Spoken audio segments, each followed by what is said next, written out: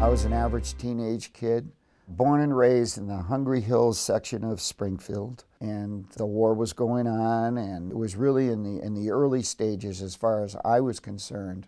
I just didn't really think about it. And then when that letter comes in the mail, you've been requested to serve. So that's how I found out. I went, whoa. And then the stark reality started to set in. You know, and now you realize you're not controlling your life. It's something you don't forget. It really sticks with you.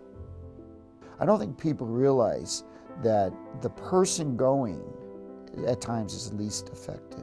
My mom had to dye all my underwear and everything dark green, so you couldn't be seen at night. And I remember her emotionally doing that. Is this green enough? Well, yep, it's supposed to be like this. And I know it was killing her. My dad was never the warm, fuzzy, and the hugs. And he drove me to Lower State Street. I was gonna get on a bus and go to New Jersey, Fort Dix. And in his very broken English, he looked at me and he said, "Make me proud." And whoa, we hugged and all that. It was real nice. And so we got on the bus and we drove to Fort Dix, and that night we were put through what's called the reception center.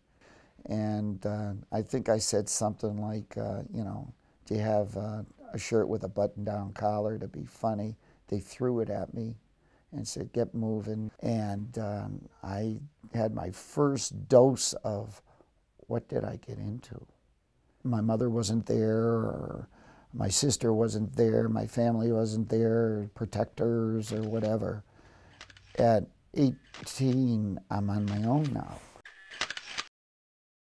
I ended up in a place called Queen Yan, and I got off and I'm standing there, and it's this odor, this armpit odor. I can't explain it, and the oppressive heat. And I got to my tent and got in, and I'm laying in bed, and all these thoughts of home come back to you. And the next morning, the flash bulb went off, and you look out and you see endless canvas. That's my home. That's where we are now. And you're there for a year. So it was kind of like a rude awakening, but we were there for a reason. We weren't really entirely sure, or frankly, why we were there. You fight for your country, you're there for your country. After you're there a while, you do adapt, you do get into a routine. I became very fond of some of the Vietnamese people, and some of the Vietnamese people actually worked on our compound. I was in a medical unit. It's called the 55th Medical Group, 67th Evac Hospital. My friend and I became very close, and we befriended with this one young man, Thoi Van Thoi was his name, and I don't know whatever happened to him. I can only think of when we left what may have happened. I'd rather not think of it. Tremendous relationships you developed with other guys. You'd sit and talk. I've not experienced camaraderie like you do when you're together, because I think there's a sense that you need each other. Most of us didn't know much about the war. We would sit around and talk about it. Many would say, "What are we doing here?" And I became a pretty good hearts player, because that's all we did at night. But I've only once or twice tried to search a person's name. I didn't really get far enough. I'd stop it. I don't want really to know. I think you want to freeze some things in time. Playing hearts. I want to remember playing hearts with them. I know I came back a different person. Yes, I appreciated the simple things. I appreciated the aroma of Ma's pizza coming out of the oven like I never did before. When I came home, I didn't tell my parents when I was coming.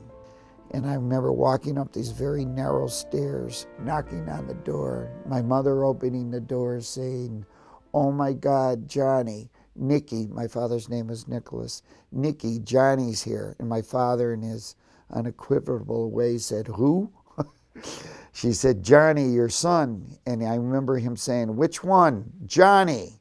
And he came out, he goes, "Oh my," that's the only time I saw my dad really, oh my. I believe we should not have ended the way we did. We should have.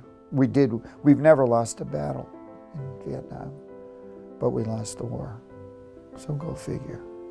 Last year, I was in a store, and they had year-end clearance on attire, and it was a beautiful winter jacket. Now, this is the end, this is spring now, so it's made in Vietnam.